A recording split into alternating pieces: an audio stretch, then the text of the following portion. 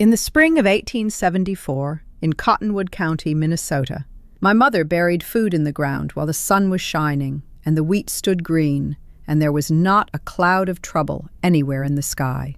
She dug a dry pit behind the house, lined it with straw and boards, and into it she put sacks of seed wheat and seed corn and beans, a barrel of flour, a crock of lard, and her good garden seed sealed in jars. And she covered it over with earth and sod until you could not tell the ground had ever been opened. And when my father asked her, standing there with the planting only half done and 100 better uses for her hands, what in the world she thought she was doing, my mother said the thing I have carried my whole life. She said, "Henry, a year that looks this good is exactly the year to be afraid of." My father laughed. Most of Cottonwood County would have laughed with him if they had seen it, because in the spring of '74, the country had never looked better. The wheat came up thick and green. The rains fell kind. The price was fair. And after several hard starting years, the settlers on that prairie let themselves believe, at last, that they had arrived somewhere that meant to let them stay. It was into exactly that hope, that green and shining hope, that my mother dug a hole and hid a winter's food. And it was the strangest thing anyone who knew her had ever seen her do. By August, the sky would go dark at noon, and my father would not be laughing. By the following spring, half the families on that prairie would be gone, starved out and broken and fled back east. And we would still be there, on our own land, eating out of a hole in the ground that a woman had dug in the sunshine when everyone told her there was nothing to fear. My name is Marta, and I was 11 years old that year, and I am going to tell you what the grasshoppers did to Minnesota, because there are not many left who saw it, and I am going to tell you what my mother did before them and after them, because the doing of it saved our lives, and I have never once heard it told right.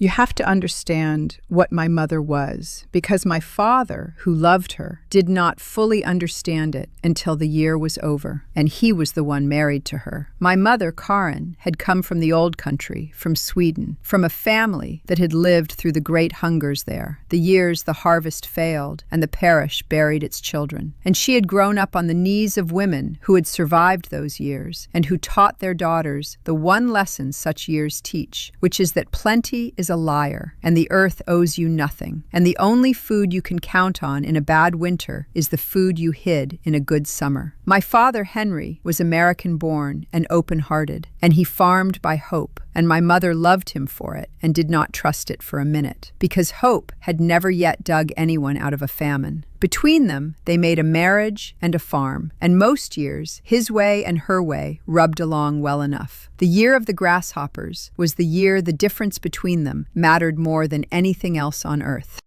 The talk, such as it was, stayed close to home that spring, because my mother did not advertise what she did, and my father was too fond of her to make her strange in front of the neighbours. But he argued it with her at our own table more than once, and I heard all of it.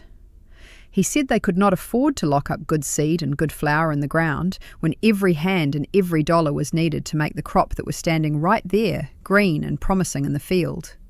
He said she was farming against a disaster that existed only in her imagination and the grim tales of her grandmother. He said, "Karin, you cannot spend your whole life getting ready for the worst year, or you will never once enjoy a good one."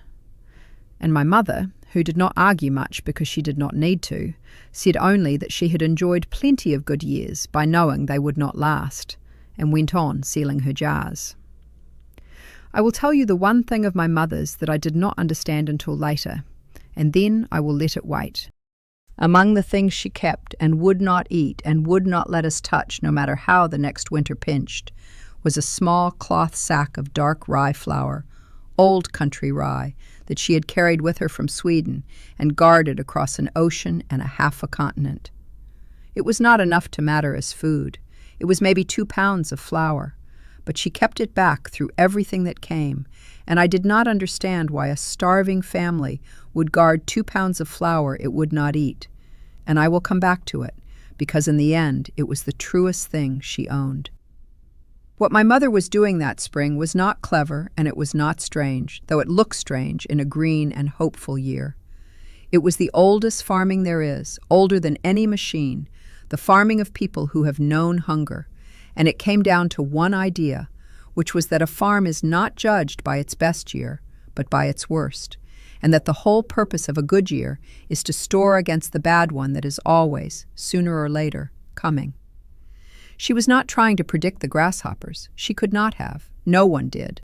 She was simply living, as she always had, as though some disaster were coming, because in her experience one always was, and the only question was whether you would be ready.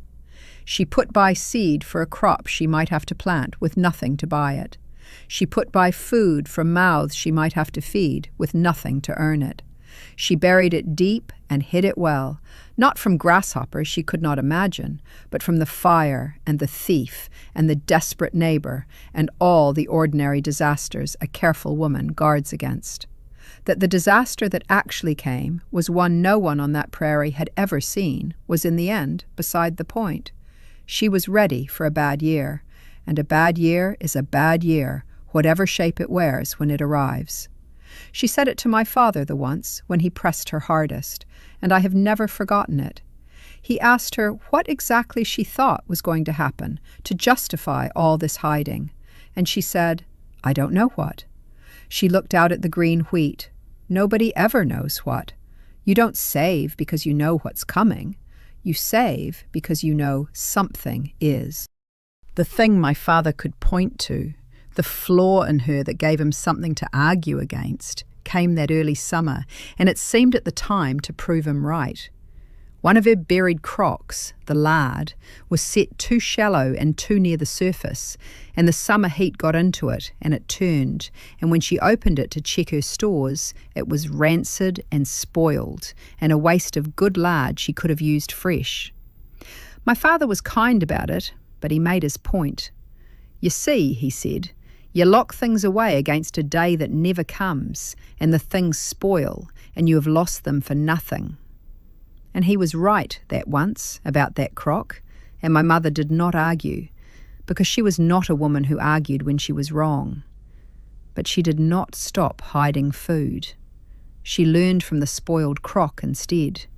She dug her main pit deeper, down where the ground stayed cool and even the way a cellar does, below the reach of the summer heat. And she packed the stores in straw and sealed the seed grain in crocks against the damp and the mice. And she chose for burial only the things that would keep, the hard grain and the flour and the sealed seed. And she used the perishable things fresh. What had looked like a foolish woman losing a crock of lard was, if you watched closely, a careful woman finding out exactly how to store against a bad year and correcting her method until it was sound. By midsummer she had a buried larder that would keep, cool and dry and hidden, and my father had stopped arguing about it. Not because he agreed, but because the wheat was heading out beautifully and he had happier things to think about, and the whole prairie was thinking about them with him.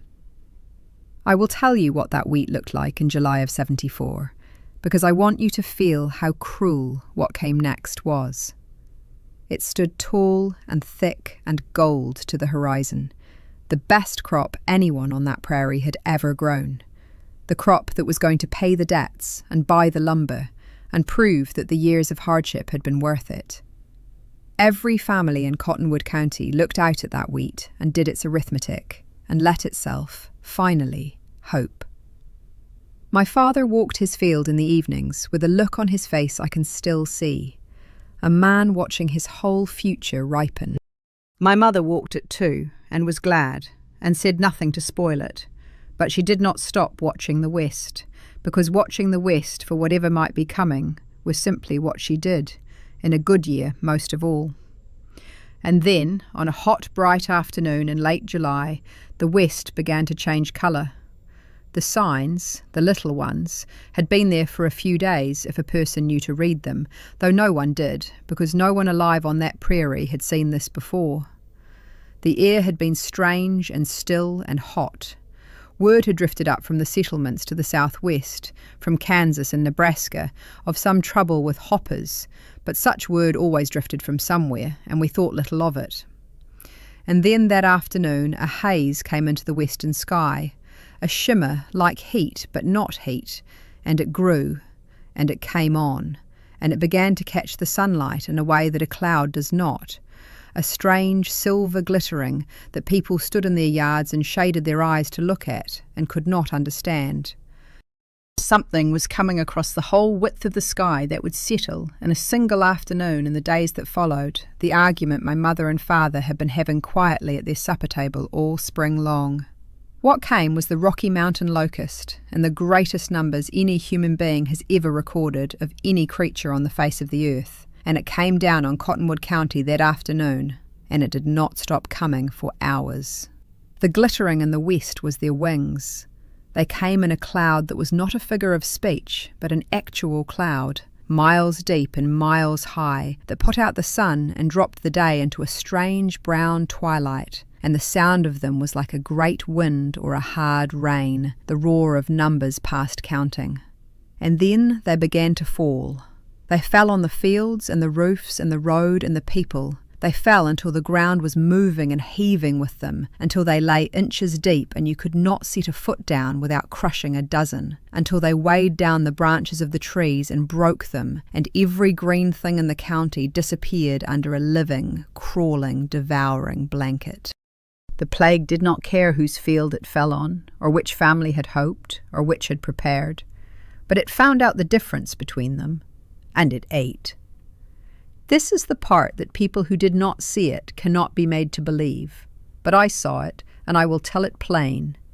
It ate the wheat first, the tall, gold, beautiful wheat, my father's whole future, and it ate it not in days but in hours, stripped it to bare stalks, and then ate the stalks, so that a field that had been a shining crop at noon was bare black dirt by evening.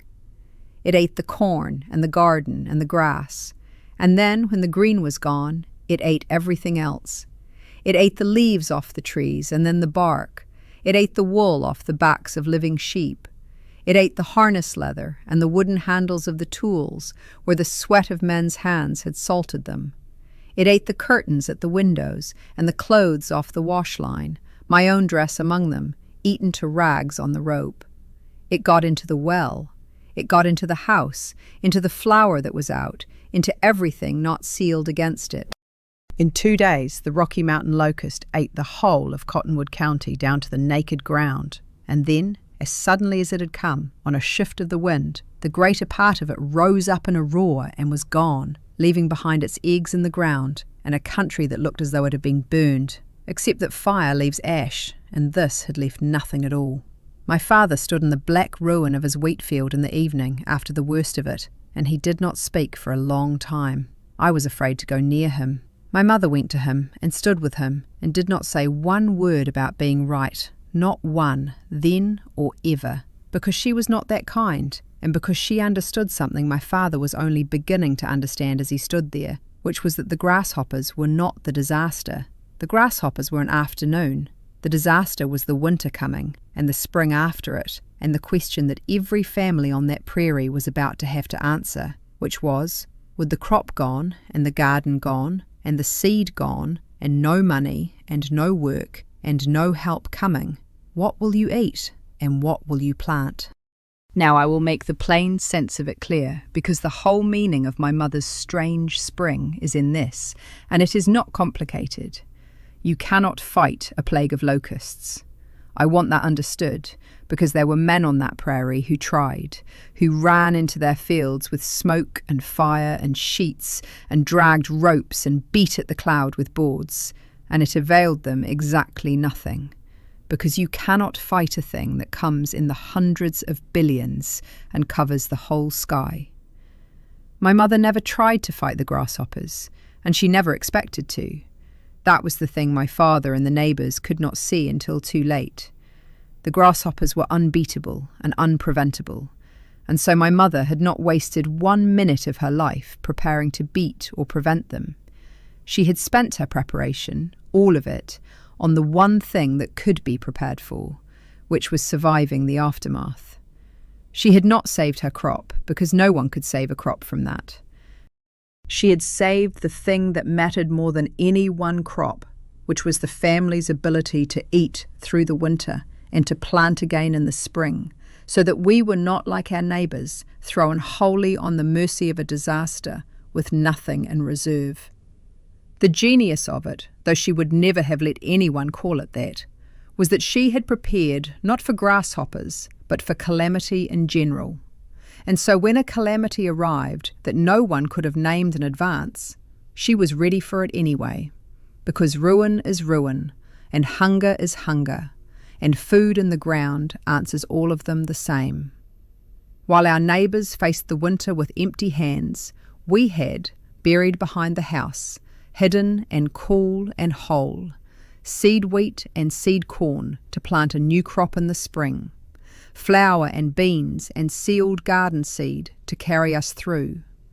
Everything the grasshoppers had eaten off the top of the world still safe beneath it, because one woman had put it there in the sunshine when it seemed like madness.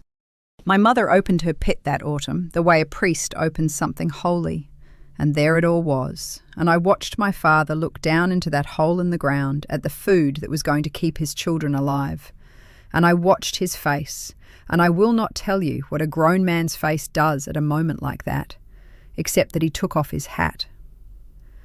Mind, it was not a rescue like in a story, and my mother would rise from her grave to correct me if I made it sound like one. That winter was hard, even for us. We ate carefully and we ate plain, and we were hungry sometimes, because a buried larder is not a feast, it is a bare sufficiency, stretched with discipline across a long, cold winter. And my mother rationed it with a hand of iron, and we did not always thank her for it at the time. Our neighbours' suffering, which we could not fully relieve, sat on that whole prairie like a grief. Families we knew went hungry, and some left, and the ones who stayed lived that winter on the charity that trickled in from the east and the aid the state finally sent. Hard, proud people, reduced to taking handouts of flour and old clothes because the grasshoppers had left them nothing, and they had kept nothing back. We were spared that, not because we were better than they were, but because one of us had been afraid in the summer when everyone else was hopeful. That is the whole of the difference. It was not virtue, and it was not luck. It was fear, honoured and acted upon, in a year that gave fear no reason anyone could see. The grasshoppers came back. That is the part the histories tell that the survivors did not need to be told, because they lived it.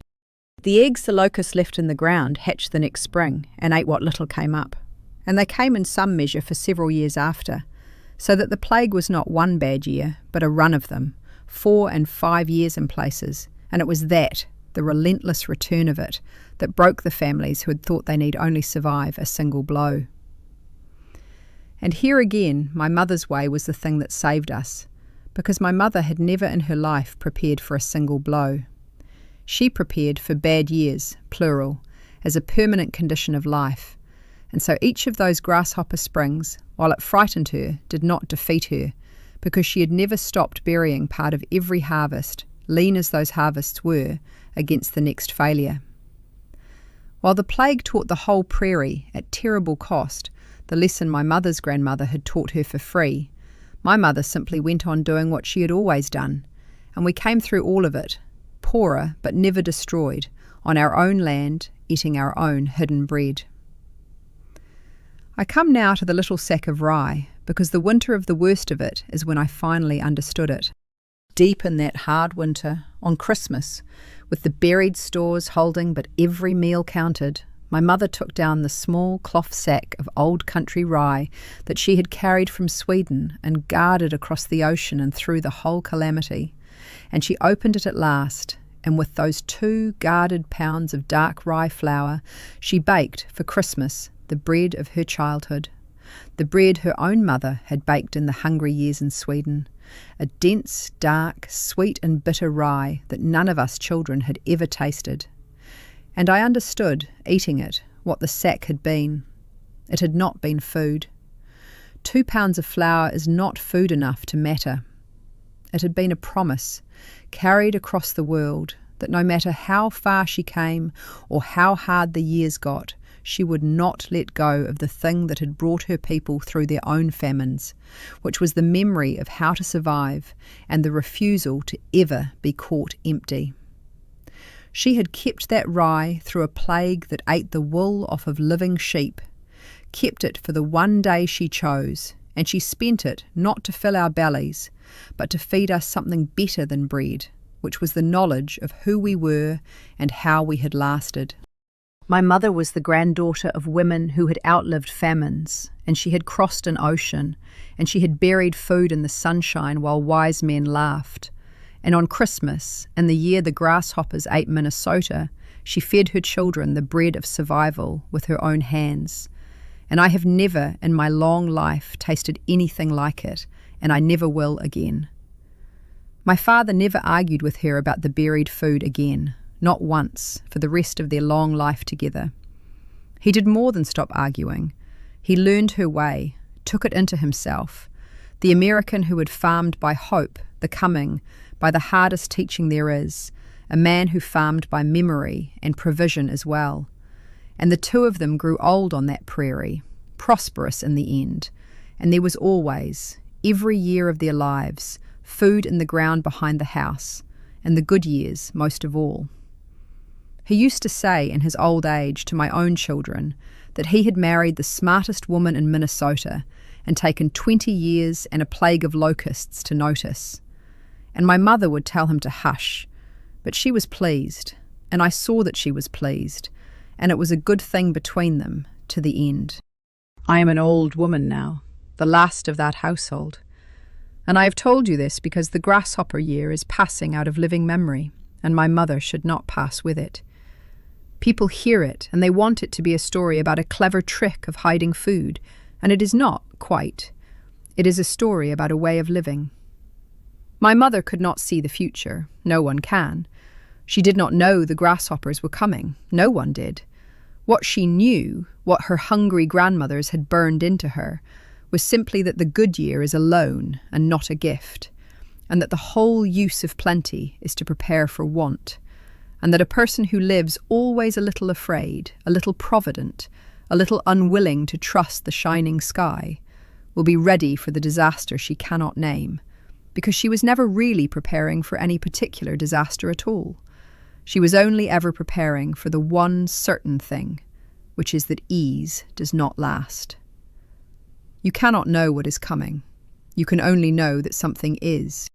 My mother knew it in the greenest and most hopeful summer that Prairie ever saw, and she dug a hole and hid our lives in it, and we laughed, and then we ate, and I have tried to live by it ever since, and I have buried a little something every good year of my own life, and I am here at 90 to tell you it has never once been the wrong thing to do. Now, this family is ours, but here is what is true. The Rocky Mountain locust plagues of the 1870s were real, and they were among the largest insect swarms ever recorded on Earth. The Great Swarm of 1875 was estimated to cover an area larger than several states combined and to contain trillions of insects. Beginning in 1873 and worst in 1874 and the years after, they devastated Minnesota, Kansas, Nebraska, the Dakotas and beyond, stripping fields to the ground and, when the crops were gone, eating wool, leather, wood and cloth, and their eggs hatched to bring the ruin back for several years running, driving many families off the land entirely and forcing states to organise emergency relief. There was no way to stop them. The families who fared best were those with food and seed held in reserve. And the old wisdom of the story, storing against the lean year and the fat one, burying seed and provision so that a disaster could not take everything at once, is exactly as old and exactly as true as it is told here. The Rocky Mountain locust itself, strangely, went entirely extinct within 30 years, and no one is perfectly sure why, so that the creature that once darkened the whole sky over the prairie is gone from the earth now and lives only in the accounts of those who survived it. The family is imagined. The plague and the hard old wisdom of the hidden harvest are exactly as they were.